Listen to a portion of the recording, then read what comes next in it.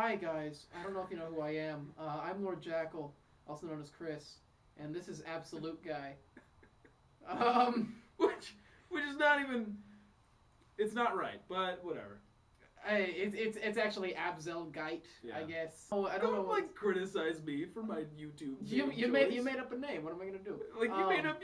Yeah, but Tyler. Hey, but Jackal's a living means. thing. Or Tyler. Or Yeah, Tyler. Abzelgyte, Abzelgyte. Because you needed. Because you didn't have to. I don't have any videos up. We recently saw The Dark Knight Rises along with Peachy Dooban Guy. Just yesterday. Was it yesterday? Wow. Yeah, it seems longer. It seems longer. So does the movie. 3 hours. 3 hours long. And what's even worse, the day before that, we watched Lord of the Rings. Because my girlfriend had never seen it. So we were showing her all the Lord of the Rings movies. That's not important. So many long movies. We're here to give a review of the movie. We're going to go ahead and just give spoilers as they come up. We're not going to make a point to like... What the hell is wrong with your voice right now? You can't like escape it. You just can't. I hate... We've been watching too much Game Grumps. Game Grumps. Fucking quit! Game Grumps, Ego Raptor, and John Tron go look playing games. It's hilarious. But if you're watching my Let's Plays, go watch theirs, and you'll realize why my Let's Plays are not well-known Let's Plays. What were we talking about? So we went and saw The Dark Knight Rises. We did go see that. With Peachy Dooban Guy and everybody. And we decided we're going to go ahead and do a review of it because, hey, I got Abzelgyte here, and I can't actually do anything productive right now because I don't have my computer, so we may as well just record some videos to upload, and this is one of them. Too much porn. Too much porn. First off, he's much more of a Batman expert than I am. I'm not a Batman expert. I'm more of a Batman novice. In my experience, the Batman is one of the more visually stunning films. It had a lot of just great cinematic moments. Visually. The cinematography in the movie is brilliant. I mean, just like the last movie, the fight sequences were cut together very well. It was, for all their action and everything, you could definitely see what was going on 95% of the time. Tom Hardy was a great villain as Bane.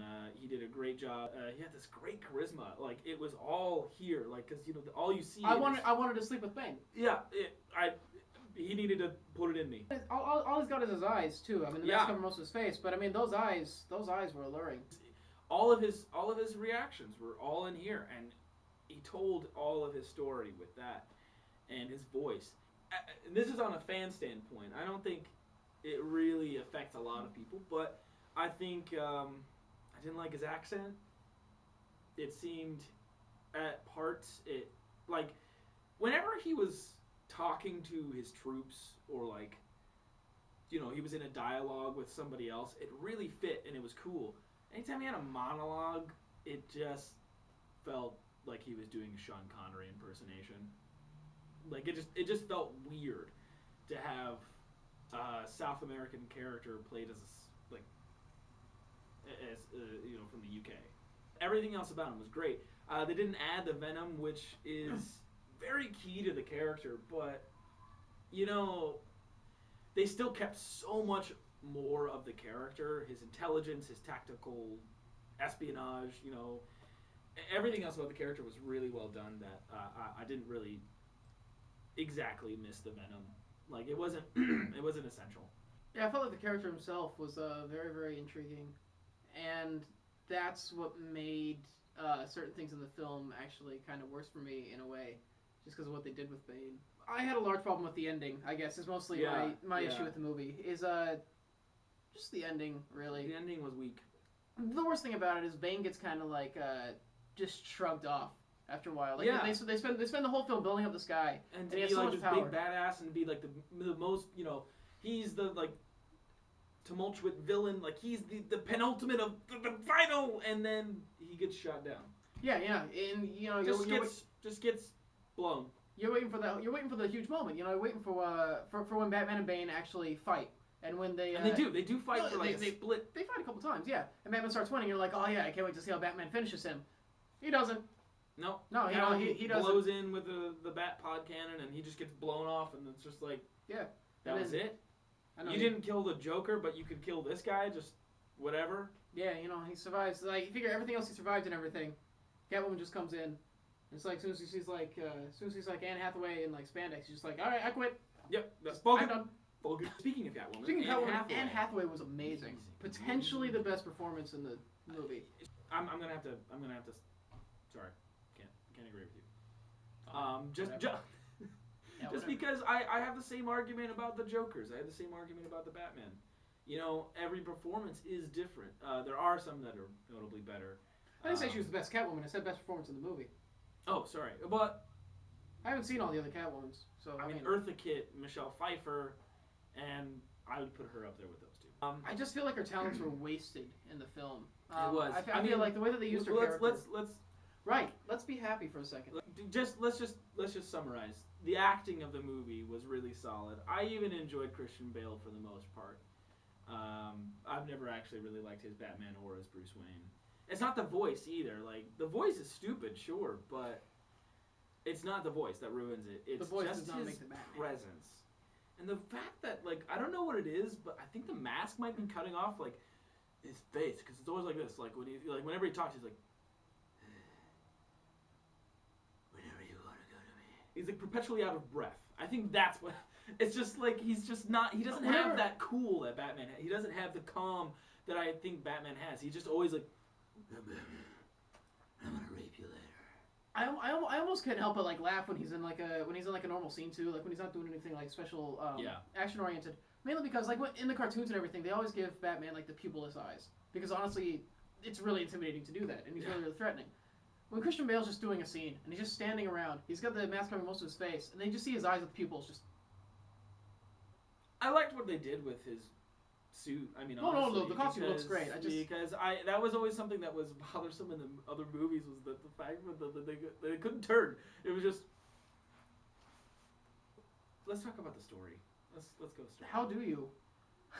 The movie was 3 hours long, and you would expect in that time to be mesmerized with scene after scene of combination of Batman scenes with, you know, his dramatic scenes. No. You get 3 scenes of Batman. 3. You get about a solid maybe 35 minutes of the movie of Batman. Most of it is just them sitting around talking. It's not in the cool way that The Dark Knight was. Like, The Dark Knight had a great... Yeah, they were sitting around and talking while shoving like people's like heads into pencils. Exactly. Like it was, there was this mixture. There was this great bonding of the two. But and what I was going to say about Tom Hardy earlier is that when he's just going in these monologues where he's just talking to himself or he's just talking to this mass of people, that's when it sounded like he was just doing an impersonation. It just didn't sound. It didn't have the same weight behind it. It's not that his performance was lackluster. It was just the way that it was. It was like his lines and, I mean. The story itself is very weak. My problem with the Nolan films is that he doesn't respect his source material. He just doesn't. I mean, Rachel Dawes was the most god-awful character ever created for film because not only does she not exist in the comic books, but they had 2 horrible, horrible people play them. It was the worst thing ever to watch them, like, Rachel is my love.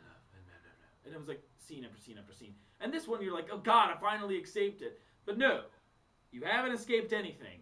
He's still pining over her, and it's just like, oh. My problem with the story of the film is mostly that it felt like it was really there to like. It felt like things happened, like twists happened, more to like impress the audience and like evoke like responses out of them than to actually support the story. And I wasn't entirely sure why some of the scenes and characters were there. I mean, honestly, looking at it in the grand scheme of things, I'm not entirely sure why Catwoman was there. Yeah. I mean, she was there and she did things in the film, but I didn't see like the specific motivation, like why bring this character in now. They didn't bother to really fully develop her. Yeah. I felt like even at the end, like they have her kiss Bruce Wayne at the end. But Batman it had no feeling besides, oh, we're just serving this to the fans.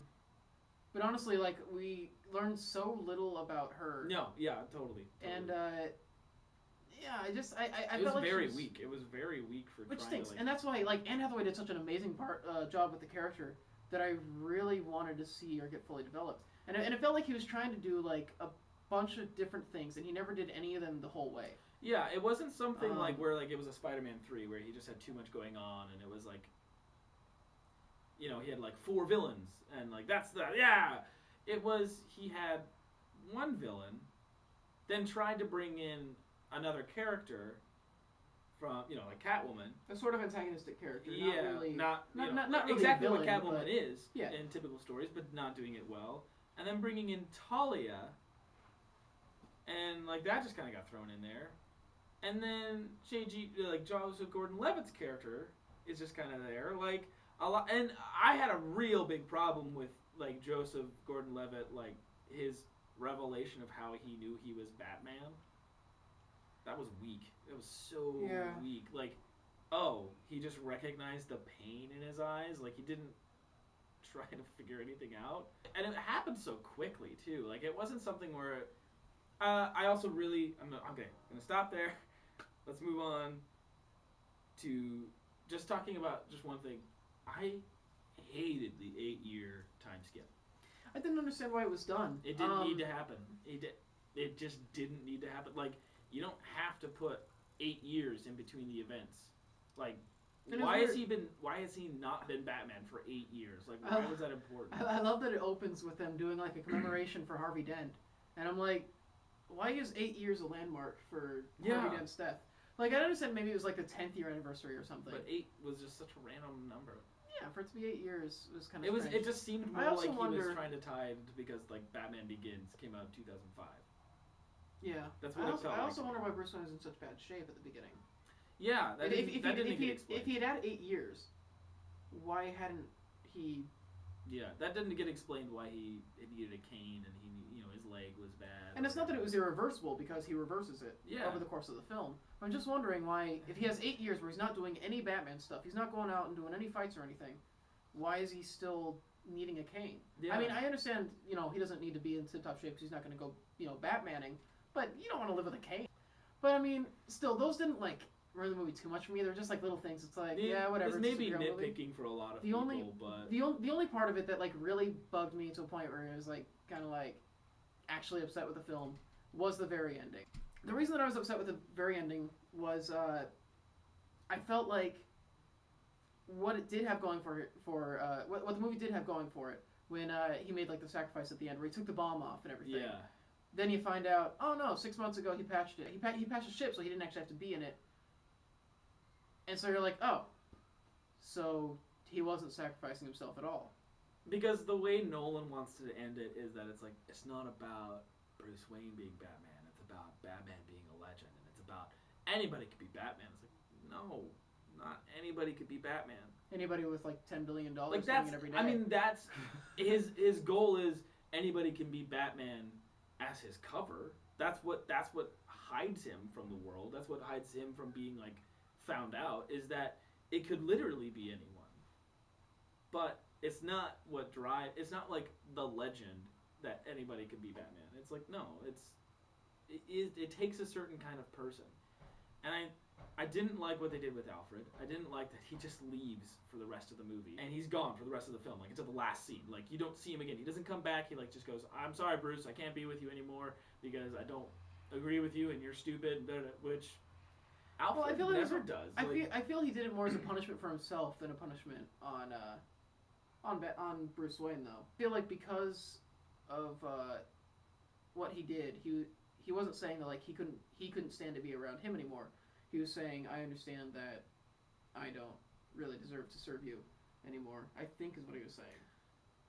But that's the way it came off. It came off as, I can't be here anymore. And Michael Caine did a great job with it, though. Again, my problem with Nolan is he takes too many liberties.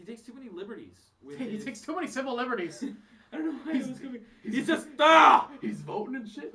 Thinks he can go around and just take all the jobs.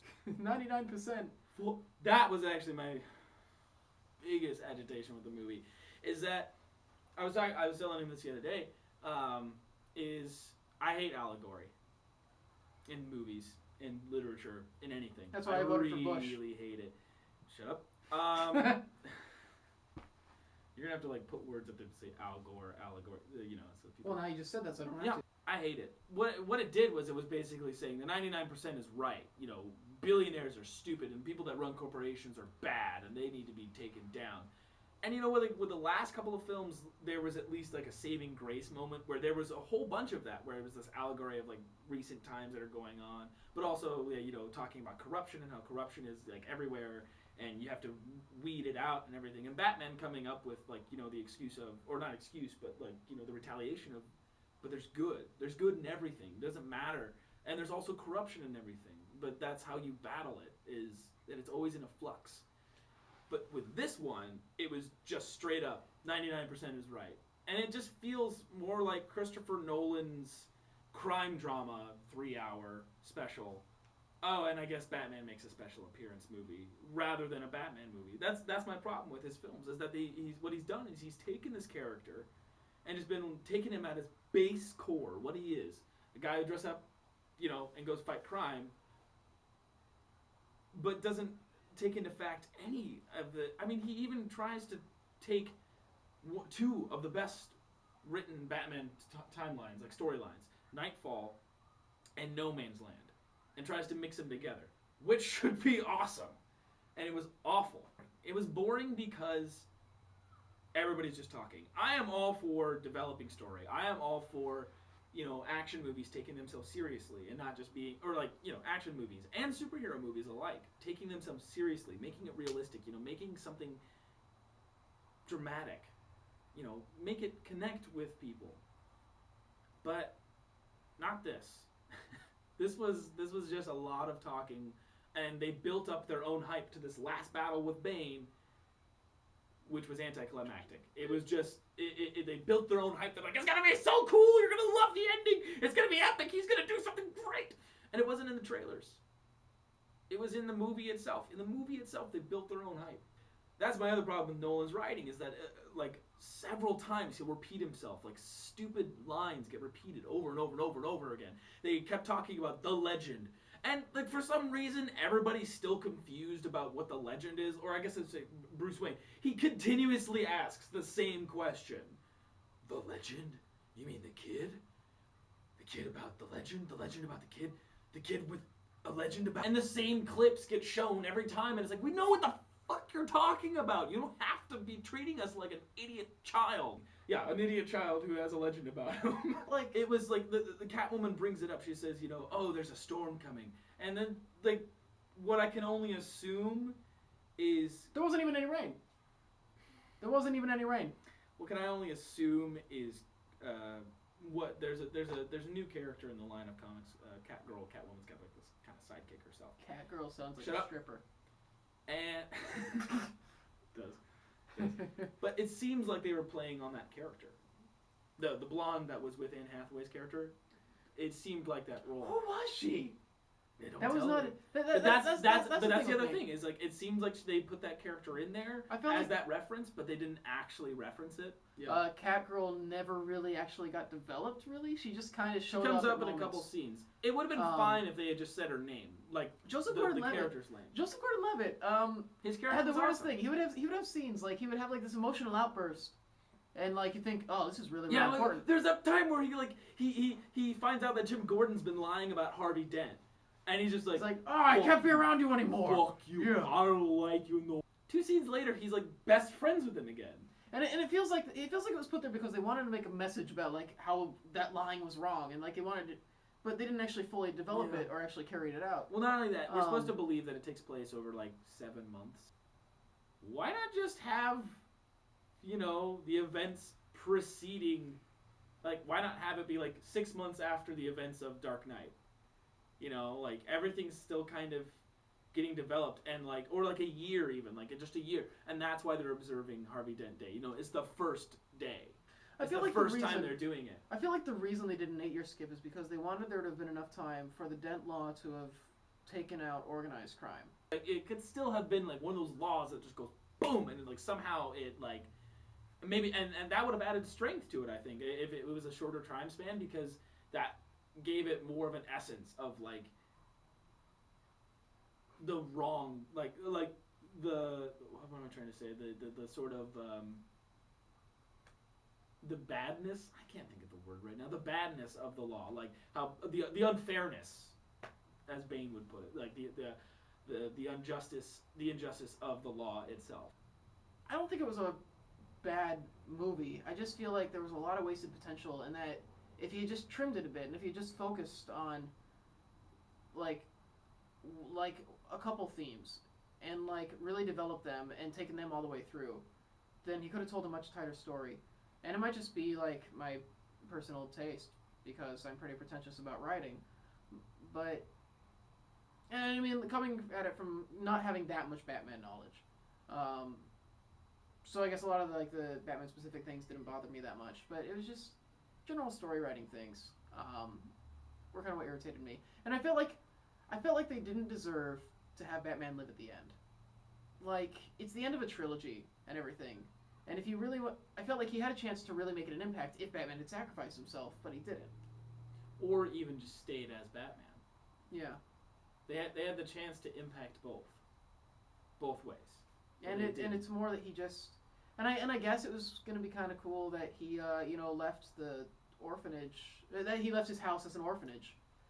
Which is, yeah, it's cool. He's an orphan. He wants to take care of people. That's cool. But I felt like it lost so much power when he found out, oh, no, he's fine. I'm just going to take a little bit more of a fanboy standpoint on this one because he's already covered the movie. Personally, he should have decided on which story he wanted to do, Nightfall or No Man's Land. Because Nightfall dealt so much with more, there was so much more to that story with Bane, and it made it such more of an impact to have Nightfall happen, where Bane breaks Batman's back. He sets him off on all of these, all of this journey into being broken, and the rejuvenation of that.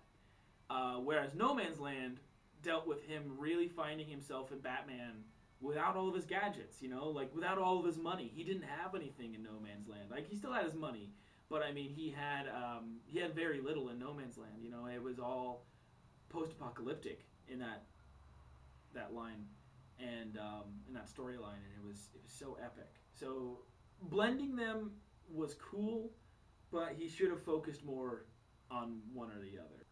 He again just was awful about character, just completely awful about character. He didn't have any regard to people's histories. It felt like he had no regard about how to really write the characters, and that's been the past 3 films for me, like all 3 films. I hate it when writers make you feel like an idiot. Like they have to point something out to you. I also really hate, like the fact that everybody loves it because, oh, it's talking about the 99%, or oh, it's talking about this, it's talking about global warfare and all these other things, and it's like, well, he doesn't have to say that. It should be about the story.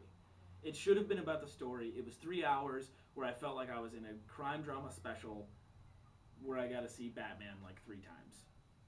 And very, very weak ending. Bruce Wayne needs Batman. Batman is Bruce Wayne. Bruce Wayne no longer exists. It's not something that he can just give up. I mean, Dark Knight Returns is a big example of that. Like, it's not something he just can get rid of. It's the only way to deal with his pain. And I really disliked how they treated Alfred and Lucius after, successful 2 movies of writing them. I didn't like that stupid line about Joseph Gordon-Levitt's, oh, I'm Robin. Oh, I'm never going to write Robin into a movie, but I'll just make him his name. And that's it. That's where I'll stop. Still think it's worth seeing. Yeah, really good it's definitely worth seeing. There's really good action sequences, stuff that's great to expect. That's generally our thoughts. Leave your comments, thoughts, and such in the comments. Leave your comments in the comments. Yeah, leave your comments in the comments. Leave your comments in the comments or send them. Fuck it! I'm done. Yeah, we're done. I'm done. We're done. We're retiring. I quit. I resign.